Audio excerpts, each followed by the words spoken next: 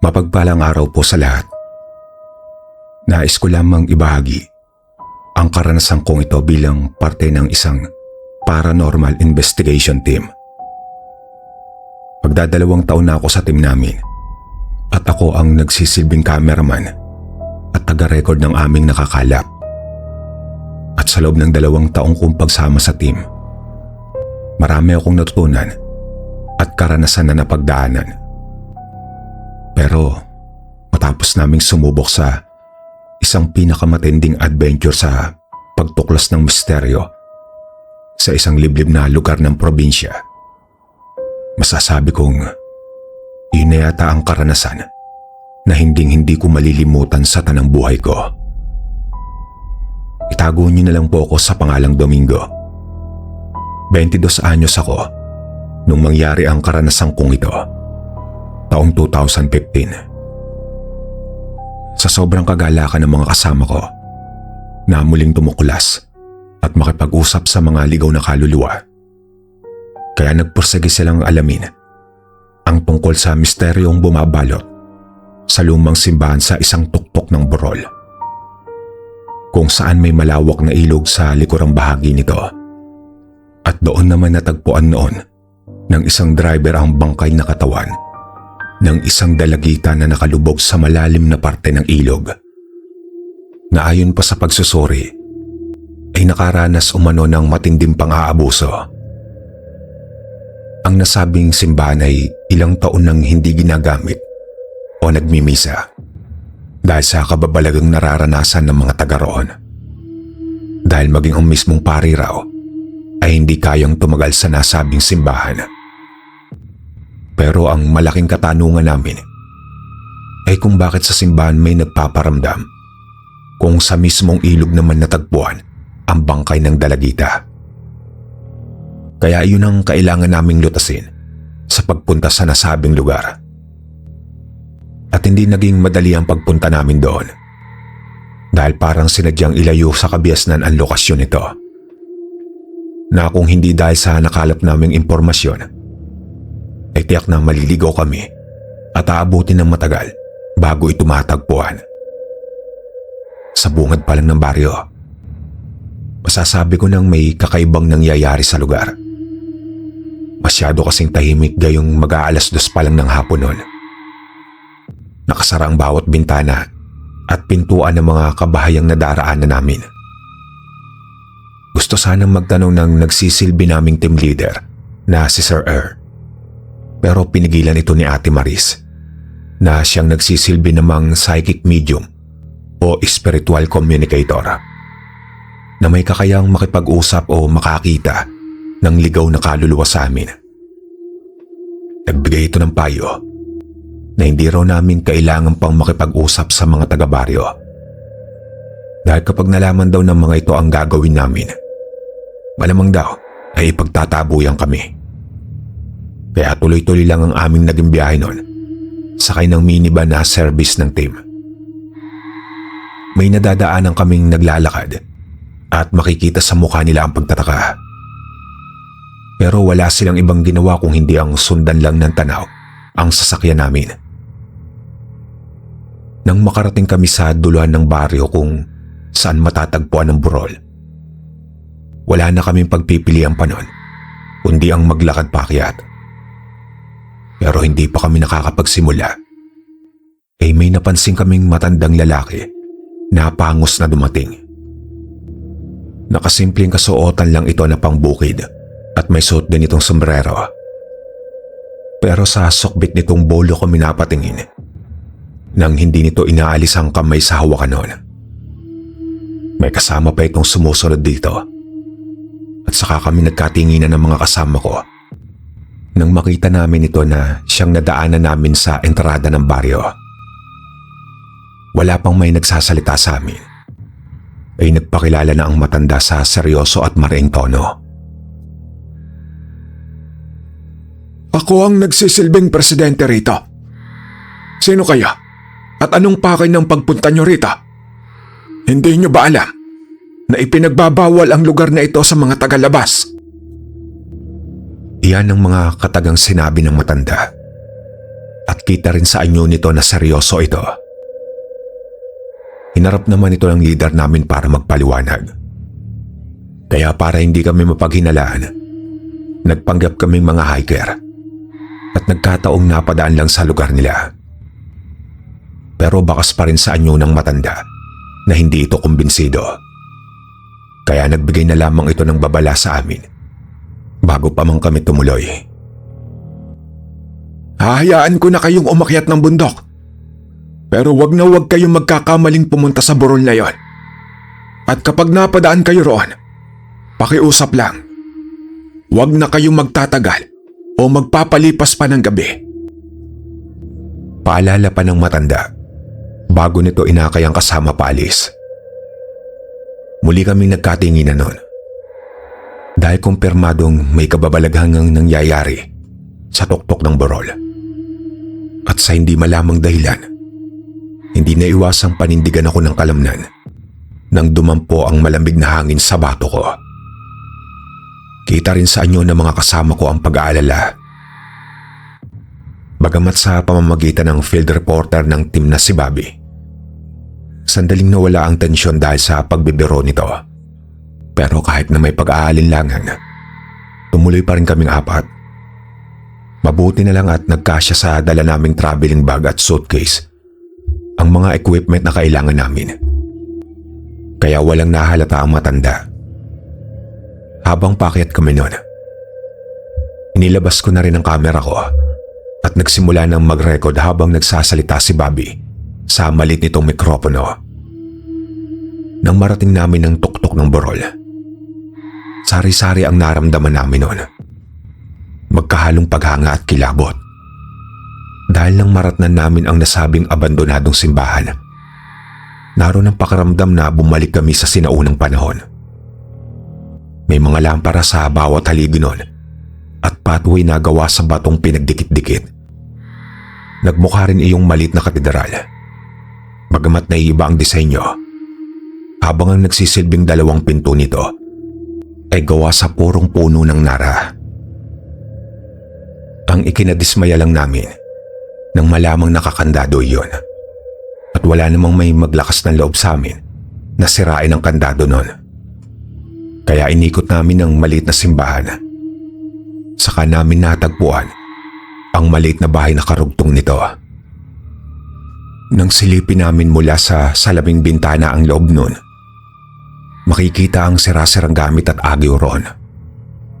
Pero katakataka namang nananatiling maayos sa mga upuan at gamit sa loob ng mismong simbahan, na parabang hindi naman iyong pinabayaan ng mahabang panahon. Bagamat ang paligid nito ay masyado ng masukal, naaakalain talaga ng kahit sino na abandonado na. Nang mag-aalas 5 na ng hapon, saka inihanda ng team ang mga gamit.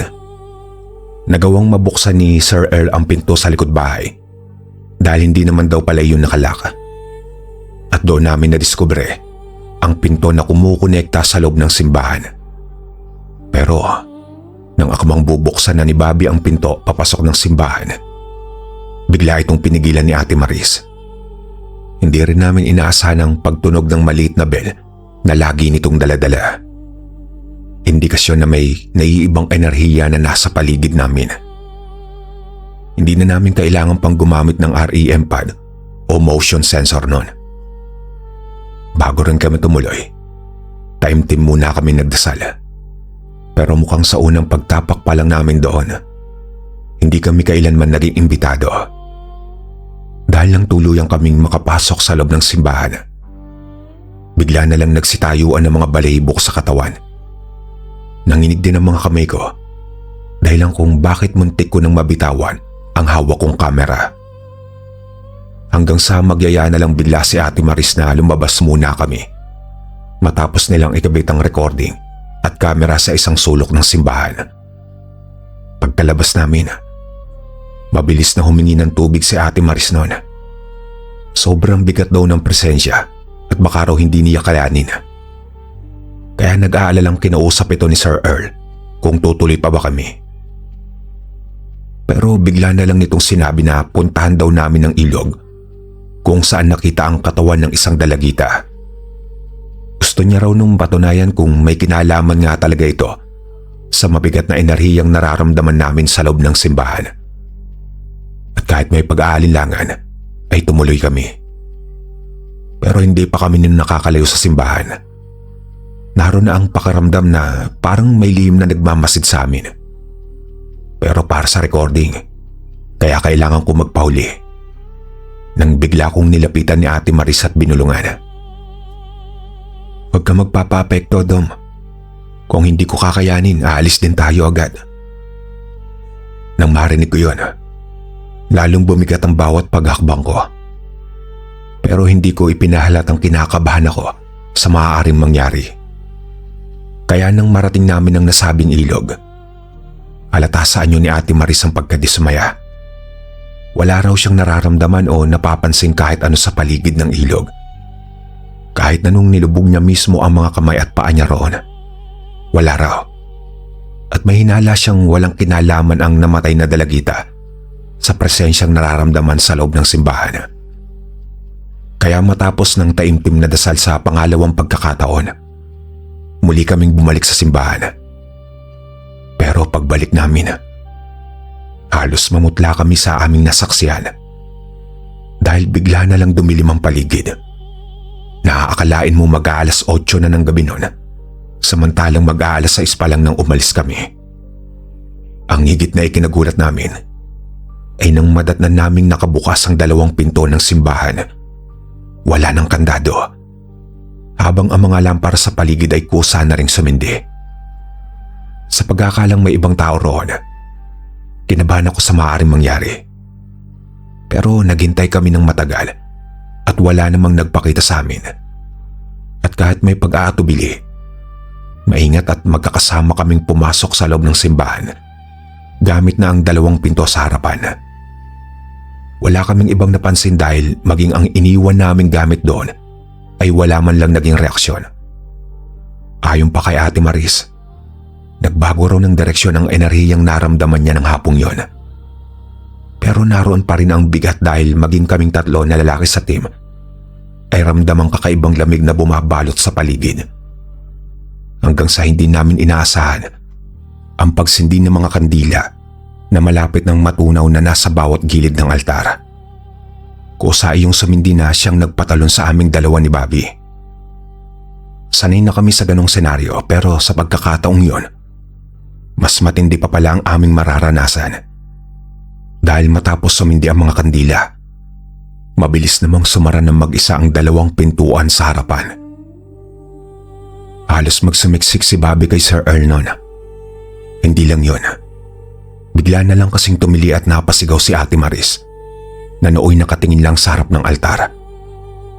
Nakita namin siyang nakaturo roon na para bang may nakakatakot na nilalang siyang kaharap. Gayong malinis na pader lang naman ang aming nakikita. Pero nang mapagtanto ko ang isang bagay ay huli na. Bigla na lang bumagsak si Ate Maris sa harapan ng altar nun. Pero ang hintuturo niya ay nakaturo pa rin sa altar habang nanginginig ito. Pilit siyang inalalayan ni Sir Earl nun. Pero ayon dito, naninigas raw ang katawan ni Ate Maris. Bakas rin ang magkahalong sindak at takot sa mukha nito nang mapagmasdan namin. Pero gaya ni Ate Maris, hindi ko rin mapigilan ang sarili kong mapatitig sa harap ng altar. Dahil noon ko lang na-realize na biglang naglaho ang imaheng naroon. Pero hindi pa pala iyon ang punto kung bakit nagkaganon si Ate Maris. Dahil bigla na lang itong binanggit ang salitang demonyo. Pero bago pa may makagalaw sa amin, bigla na lang kumalabog ang dalawang pintuang nakasara na para bang may gustong sumira nun mula sa labas. Kaya bago pa may mangyari ulit, mabilis naming niligpit ni Bobby ang gamit at recording na nagkalat sa bawat sulok ng simbahan. Magkatulong naming inakay si Ate Maris patungo sa connecting door ng likod bahay. Doon kami dumaan palabas ng simbahan. Pero hindi namin inaasahan ang pagsulpot ng nagpakilalang presidente ng baryo. Nakataas na ang hawak nitong bolo na nooy sukbit lamang nito. Pero bago pa magkagulo nun, mabilis kong pinatay ang kamera ko at palihim na inalis ang SD card niyon at itinago sa loob ng secret pocket ko. Maging ang mini recording na inilagay namin sa loob ng simbahan ay walang pagdadalawang isip na isinuksok ko rin sa loob ng aking brief. Dahil may kutob ako noon na mapupunta sa wala ang aming naging investigasyon. Ibigay niyo ang lahat ng gamit ninyo sa amin kung gusto niyo pang makalabas ng buhay rito. Yan ang mga katagang sinabi ng matanda na puno ng otoridad. Pero bago pa kami makakilos, may dalawang kalalakihan ang lumapit sa amin at isa-isang kinuha ang mga sukbit naming gamit. Nagawa pa kaming kapaan ng mga ito nang akmang papalag si Bobby at Sir Earl. Pareho naman silang pinigilan ni Ate Maris na nooy nahimasmasa na. Mabigat ang loob na ibinigay namin sa kanila ang mga gamit namin kahit may panghihinayang ako sa aking kamera na kasama ko na rin ng 3 taon. Inihatid kami ng mga tauhan ng matanda sa paanan ng burol noon nang walang may nagsasalita sa amin. Ang isa lang sa ipinagpapasalamat namin noon ay wala na silang ibang ginawa sa amin at maging sa sasakyan namin. Pero binalaan pa rin kami ng matanda na kung magsusumbong daw kami ay baka ulo na namin ang maging kapalit. Kaya buong biyahe noon ay tikom ang aming bibig. Bagamat hindi pa kami noon nakakalayo, ay hindi na nagpapigil pa si Bobby. Umiyak at nagreklamo ang silahis naming field reporter. Pero si Ate Maris, na natiling nakayuko lamang at tahimik sa passenger seat sa tabi ni Sir Earl, na siyang nagsilbing driver namin. Hawak-hawak nito ang malit na bell na hindi nagawang kunin ng mga taong yon. Nang bigla itong tumingin sa rearview mirror at nagtama ang mga mata namin, bigla na naman ako nung kinilabutan. Nang tanungin ko ito kung anong problema, sa kanya sinabi na ilabas ko raw ang bagay na itinago ko. Para akong nanigas noon at the same time ay nahiya rin. Kaya pasimple kong dinukot sa loob ng brief ko ang mini recording. Nang mapansin ni Bobby kung saan ko iyon itinago, halos matawa na ito at nagawa pa akong hampasin dahil sa pandidira nito. Kaya para hindi nakakahiya ay nag-spray ako ng dala naming alkohol bago ibinigay kay Ate Maris ang recording. At habang nasa biyahe, inon niya ang play button. Pero muli lamang nanayo ang mga balahibo namin nang makarinig kami ng kakaibang tunog sa recording. Para iyong nanggagaling sa ilalim ng lupa. At sa background ay may tumunog na tila mga nagdarasal ng pabulong sa kakaibang lengguwahe. Nang makauwi na sa nagsisilbi naming opisina, saka lamang ipinaliwanag at ipinaalam ni Ate Maris ang naging karanasan niya sa harap ng altar. May hinala raw siya na hindi namatay ang dalagita sa ilog dahil sa isang aksidente o dala ng pang-aabuso, kundi ginawa itong alay para sa demonyong sinasamba ng isang kulto. Dahil hindi isang simbahan ng pananambahan ang nakikita ni Ate Maris sa harap ng altar, kundi isang pagbabalat kayo at pinalabas lamang sa publiko na ganoon ang nangyari kung bakit iyon naging abandonado. Dahil sa likod ng nakikita ng ordinaryong mata, nagtatago pala ang tunay na mukha ng isang nilalang na kayang sumira sa pananampalataya at buhay ng isang tao. Nang akmang ilalabas ko noon ang SD card na itinago ko sa aking secret pocket, halos manlumo ko at manghina nang wala akong makapanon.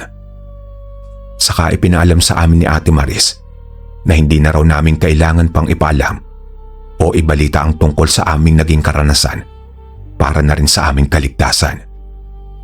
Wala kaming naisalbang gamit noon maliban sa voice recording. Kaya nagsilbing mission failed ang aming investigasyon. Pero matapos kong kumalasatim makalipas ang ilang taon, saka ako nagkalakas loob na ibahagi ang karanasan namin ito.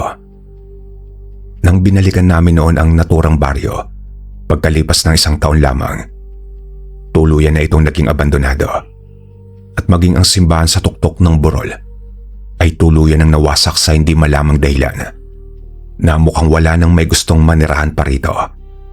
Sa kung anong dahilan ay walang nakakaalam. Hanggang dito na lang po ang aking kwento, mga kalakbay. Maraming salamat.